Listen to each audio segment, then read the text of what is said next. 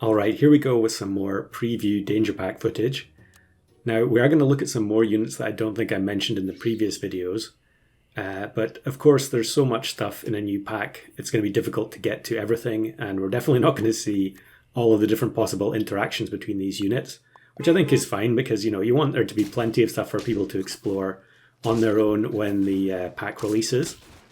But in turn 1 here we get to see the Babirusa, which is the big boar-looking guy, and we give it the new banana, tier 1 banana, which will transform it into an ant. Now, the Babirusa gives +1/1 to an enemy unit, so it's kind of like Quetzalcoatlus from Customs. So I guess you could use it with a fringe head if you wanted to.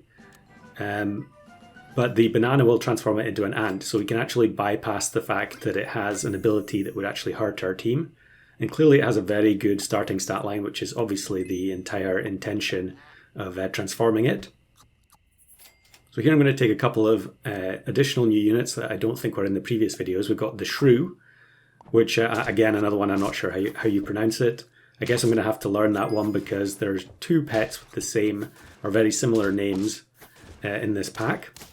And the Shrew transforms into a weasel, so we can get gold as long as the Shrew doesn't get sniped. And then we also take the Pygmy Hippo, which is 5 enemy attacks, deal 33% of its health as damage, as snipe damage to an opponent. So Pygmy Hippo is quite an interesting one because in theory it allows you to get very high damage snipes if you have high health. However, if you do focus on scaling the health of your backline unit, backline units are often the first ones to get disrupted, either by crocodile or donkey. I mean, there's loads of things you can use against them. But of course, if you also focus on scaling its health, then it's going to be the target for any skunk-like units. Now here we get Hirola, I don't know how you pronounce that one either. It's basically the sheep of this pack. It will summon 2 Ethiopian wolves, although here I deliberately play it at the front to allow the bonobo to copy it. So you'll see one of the wolves gets thrown off screen. Now the stats on the wolves are worse than the rams you get from sheep. However, they do have their own ability in that they remove 1 attack from the opposing pets. At the front, that is. So now we can change the position again now that we've had the bonobo copy. And yeah, we'll just buy some stat food, and I'm going to save the level up for next turn. Well, okay, we'll get lucky and get 2 level ups. So really I'm saving up for turn 7, as I have in many runs over this testing period.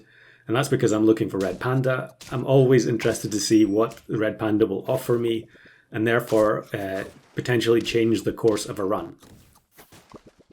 And I'm sure a lot of people are going to enjoy that as well, as we're going to get absolutely demolished by this Takin team. Takin is kind of like Muskox, probably just a little bit better than Muskox. And its stat line did get a bit out of control there.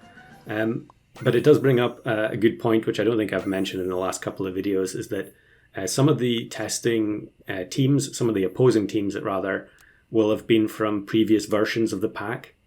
So it may be possible that you go against something where that pet had changed tier, so you go against them early, or maybe the pet changed ability.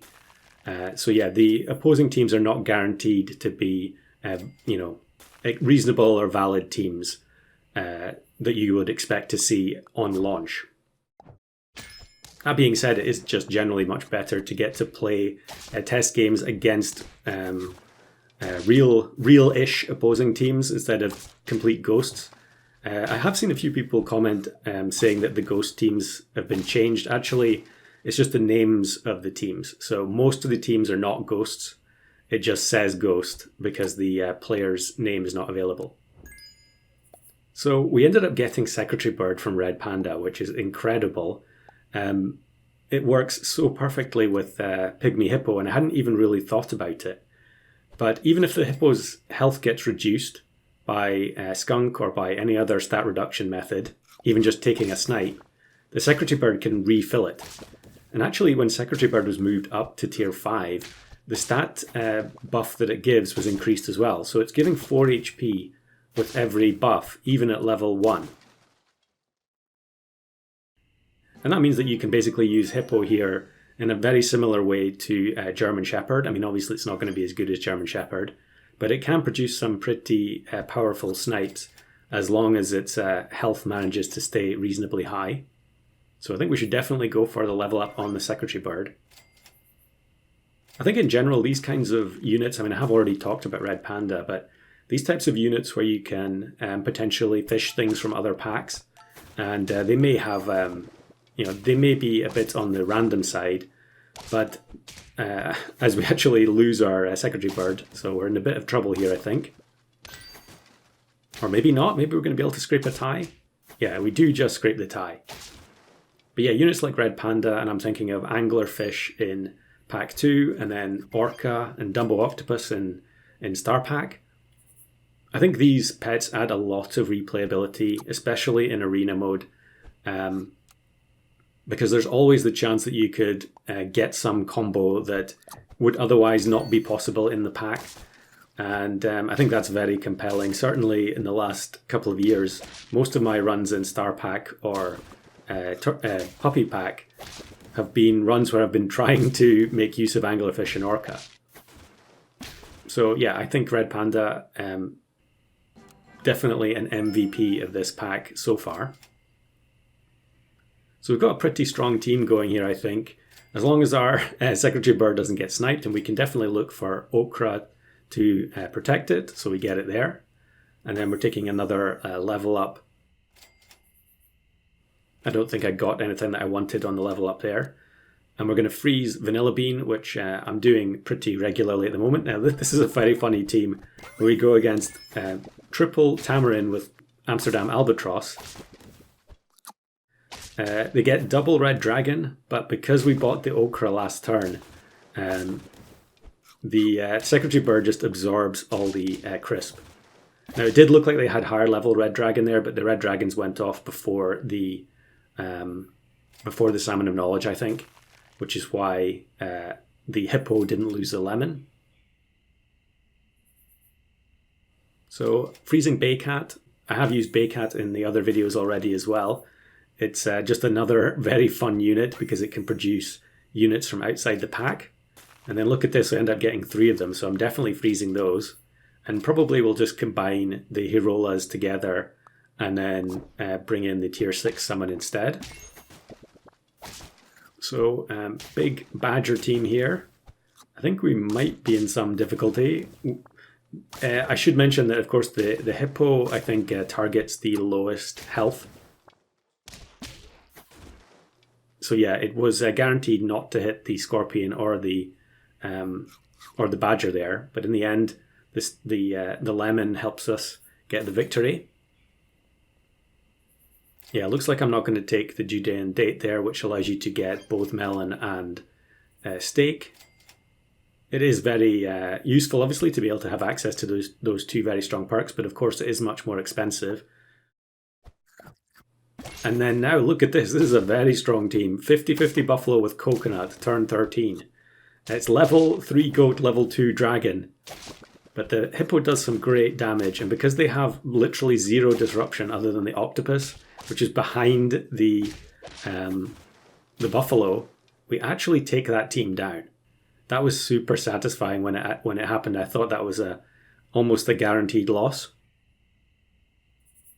But yeah, I think disruption is going to be pretty important against this pack.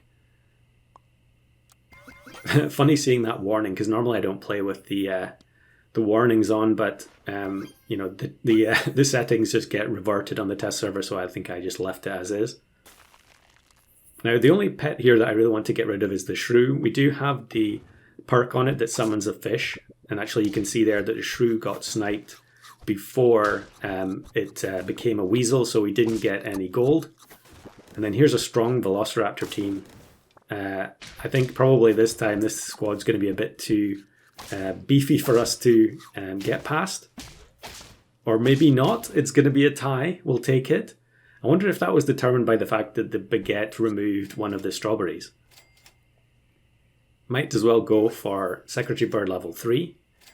And yeah, I guess I'm just looking for something better to go in the first slot.